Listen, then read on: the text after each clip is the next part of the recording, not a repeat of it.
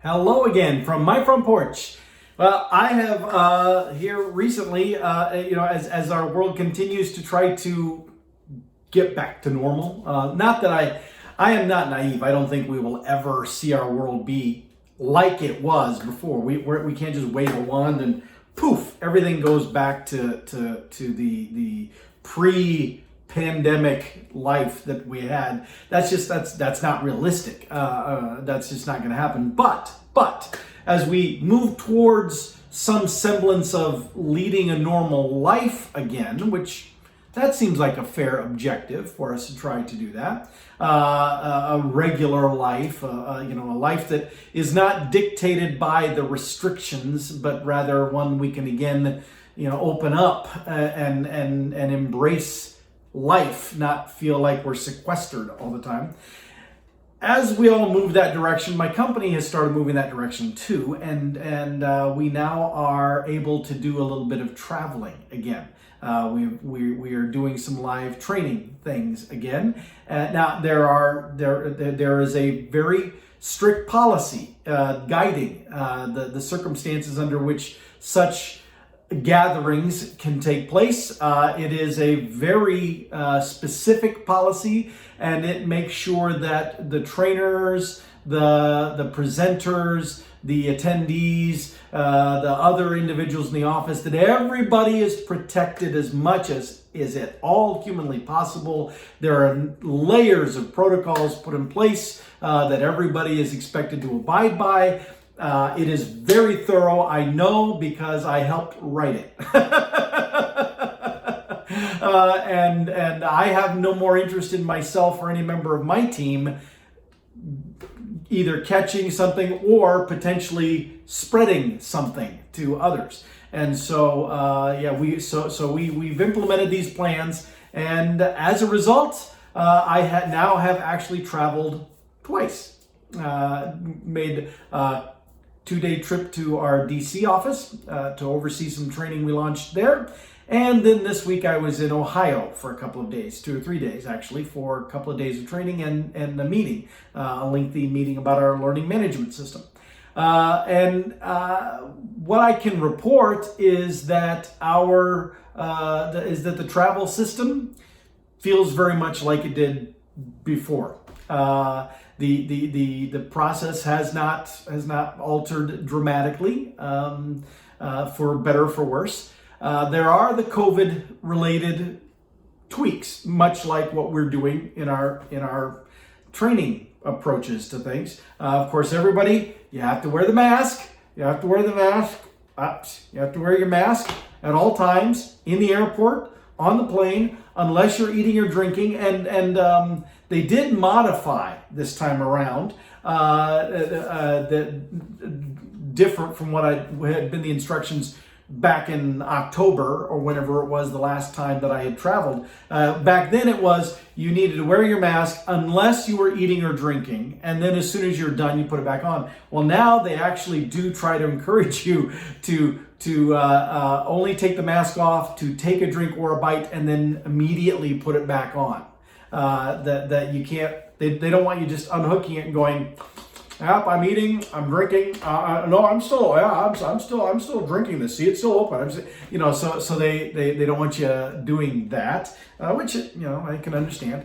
And then going through the airports and getting on and off the plane. They now do things a little differently. In fact, one of the things that they're doing differently that I think personally to me makes a lot of sense is that aside from some of the pre-boarding options, for like the first class section and elderly people that need extra time getting on, families with small children, military personnel, that they're honoring in those ways, they allow those individuals to go on early. Aside from that, they then have now started boarding from the rear of the plane forward, rather than just going by rows or by grouping numbers that used to be what you did. When you bought your seat, based on where you bought your seating, you were assigned to group 1, 2, 3, 4, 5, whatever, and your group number determined not only what luxuries you did or didn't have, such as, how many carry-on bags could you bring on the plane and things like that. But it also determined the order in which you would get on the plane. And so the lower the number of that grouping, the later you were going to get on the plane. And that likely meant by the time you got on the plane, there's probably not going to be much overhead space for your luggage. And so, that was never a good scenario if you had luggage that you wanted to put overhead. But they've changed that now, so that now they say ignore your grouping number, just pay attention to your row number, and they start boarding a few rows, like 2 or 3 rows at a time, and they call the rows all the way to the back. After they've done the early boarding groups, they still get to go on first, but then they go to the rows all the way at the back. Now, I like that for a couple of reasons. One, because otherwise you have all this traffic in the aisle of people who are seating at the earlier part of the plane, who are on there, and they take time to put their stuff up, and then you back up the entire line of people trying to get on the plane.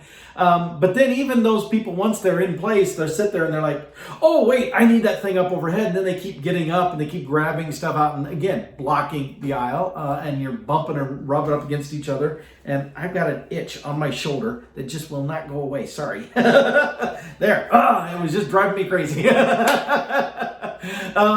But now they board, again from the back of the plane, which is good for safety, as the whole COVID thing. It's good because you get those people at the back, seated at the back, and they don't have to walk by a whole bunch of other people. There's limited amount of connection that way. But I swear, I tell you, the plane's loaded easily twice as fast as my experience had been. And it's not that they're flying lesser planes. No, they weren't. No. Now, granted, the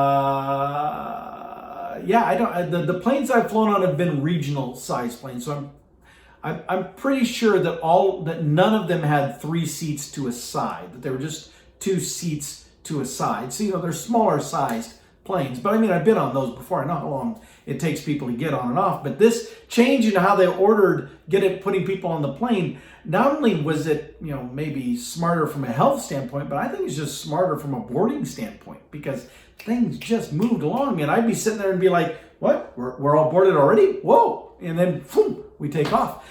So that was nice. I like that. The one thing that did happen, I want to loiter. I want to circle the airport here a bit to use an airplane analogy. But one thing that did happen that I wanted to chat about a bit was my very last flight coming home this last time was delayed. It was delayed. I was connecting through Chicago, and by the way, in the airports they also have. They blocked off, where you have seating in the waiting areas. They block off seats so that you don't get to sit by each other. You could ignore the sign and just sit on the sign, I suppose. But people were very respectful of that. People were doing their part to keep distance. I saw people shifting and moving around and making space and leaving. I tell you again, it's almost like we're being forced to actually be considerate of other people, which is not a bad thing at all. Because I tell you, before you go to the airport, and sometimes you try to walk through the aisles where people are sitting, and they'd have all their crap, just their bags and stuff just out in the aisle, and you'd be tripping, okay, go down that way, because they're all spread out with their legs out and their bags down and all this kind of stuff, and it just, some people just were rude. I saw none of that in either of these trips. I saw zero of that. What I saw was people being very, very condensed. That here's my spot, and since we all have this open seat next to us, I put my bag right here, and there's little, if anything, down on the floor, and it's just very. People can move quickly, easily up the aisle, so they're not spending time bumping into each other and whatever.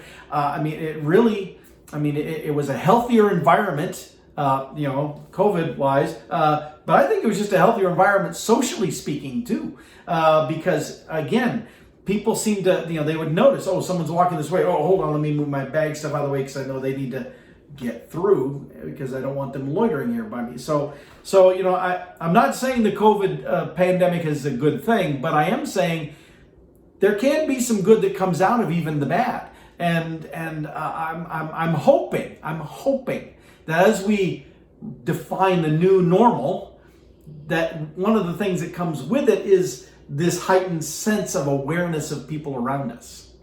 But that brings me to the story about the one flight being delayed. Leaving Chicago. Now, we were all at the gate. Passengers, we're all at the gate. The plane is at the gate. The crew is not there. They're coming in on a plane from another city that was landing in another terminal, of course, at the airport. And if you've ever been to O'Hare Airport, it's not small. And so we already knew that when they landed, they've got a bit of a jaunt to come around. And that's, the crew has to first make sure everybody's off the plane too, and that things are squared away before they can even grab their stuff and come that way. So there's already this gap time. But the problem was that plane was very delayed landing, a good 30 to 40 minutes delayed in landing. Now, there was questions about weather and wind and all that kind of stuff going on, but it turns out that wasn't what the problem was. The problem was that there had been a passenger on that flight who had refused to wear his mask. Now, I wear my mask. Do I like wearing the mask? No. Do I like wearing it on flights like that and walking through the airport? No. In fact, it makes my face feel like it's breaking out, makes my nose all itchy, and makes my throat feel dry after a while. And there's nothing worse than being on an airplane, and going, even with your mask on, and half the people around go, So I had to be mindful to make sure I was drinking plenty of fluids so that I could minimize something like that happening. But still, this person, I don't know who they were, but this person was on the plane. They had to have been wearing a mask to get on the plane. They wouldn't have let them board, but apparently must have got on the plane, took it off, and then when flight attendants told him you need to keep your mask on, put up a fuss. I know this because of one of the flight attendants and I had a conversation.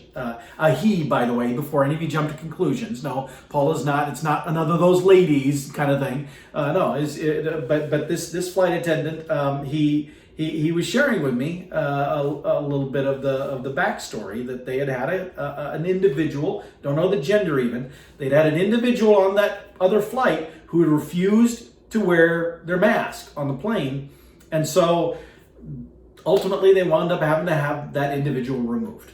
And they took that individual off the plane, and then they finished, and then they took off. But that was the reason the plane was delayed. But the story goes even farther than that, because it turns out that individual was actually flying with flight credits from an airline employee. They weren't the airline employee. They were friend or relative, or however those get used. But they were using flight points, flight miles from an airline employee. And as this flight attendant was telling me, that's going to be a problem for that employee, because not only will that individual who is removed from the plane not get to go where they wanted to go, but they're going to face a fine because the FAA, the federal government, the FAA mandates, it is the law, you have to wear these on a plane. That it's not a public place. Like, being on the plane is under federal control. Just like being in the airport, it's under federal control. And the federal government has every right and every authority to mandate you must wear. Like it or not, you have to abide by that. Now, you can choose to not, but you can choose to protest. Yes, you certainly can. And when you do, you will pay the price. You will be fined, you will be removed from the plane, and potentially you will be banned from being able to travel either on that airline or maybe even flying at all, because now you'll be marked. Those are pretty hefty penalties just to protest, I don't like wearing the mask on the plane. But That poor airline employee whose miles they were being used, the flight attendant told me they're probably going to lose their job. That's how serious this stuff is taken. That if an airline employee or apparently somebody using their miles gets on a plane and causes that kind of disruption or refuses to abide by federal law, in this case, wearing their mask on the plane, it can cost that employee their job. So, obviously, I don't know how that story is going to end because I don't know any of the people involved. But I sat back and two things occurred to me. One was how inconsiderate and irresponsible the individual was who refused to wear the mask. At the point if they had wanted to make that protest before getting on the plane and then not be allowed to get on the plane, maybe that would have been okay because they would have just incurred the problem themselves. But the approach they took now meant everyone on that plane was delayed getting to Chicago. Some of them may have had connecting flights with tight turnarounds. They may have even missed their connecting flights to get home or to businesses or whatever because this one fool refused to wear their mask on a plane. And it then inconvenienced all of us. Now, I was just coming back to Des Moines. So the main inconvenience was Lisa. I had to keep her informed so she knew what time, the updated time to come get me at the airport. But there could have been others on the plane who had much more serious reasons, or I don't know if there were any connecting flights to Des Moines that anyone was going to, but there could have been people who had, time-sensitive things to get back for. And, we just sat there waiting on our flight crew because they had been delayed because of this fool on the other flight. I'm a big believer that one person can make a difference. I believe that when one of us sets out to, in fact, I just the other day, I was going through a McDonald's drive-through, getting chicken nuggets and stuff for Sophia and one of her friends who were staying over at Lisa's house the night that we had her pre-birthday party. And I just, on a whim, paid for the bill of the person behind me. I don't know who they were. I don't know how many were in the car. I don't even know how much the bill was. I just handed my card to the person at McDonald's, and when they went to process mine, I said, I'd like to pick up the tab of the person behind me too. And they said, okay. And they did that. Now, I did that without expecting any thanks, without expecting any reward.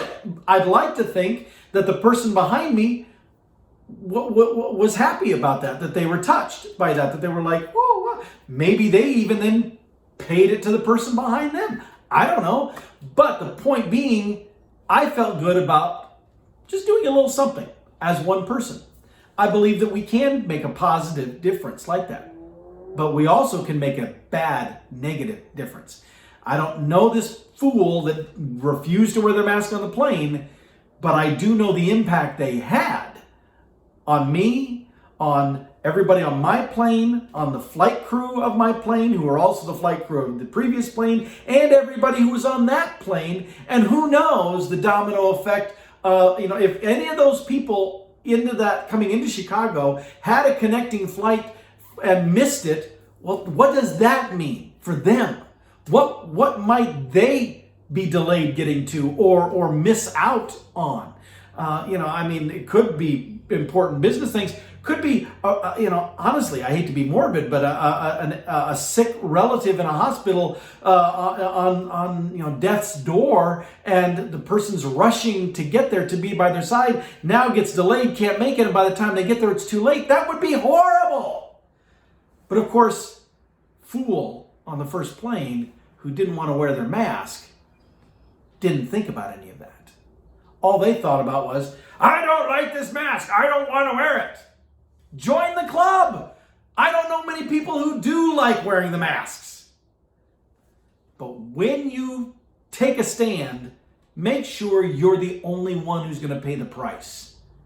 Don't drag the rest of us into your crusade without bothering to check whether we even want to be there or not. That is rude, it is inconsiderate, and it's just stupid. During these two trips, I saw a lot of good stuff. A lot of people being considerate of one another. I'm glad I didn't have to see that. I'm glad I was not actually on the plane with that person, but I got to see the impact of that person. Don't be that person. And I'm not just talking about wearing masks. I'm talking about just being conscious and aware of how your actions, whether you intend to or not, have an impact on so many others around you that you don't even see. And with that, I'll see you all next time from my front porch.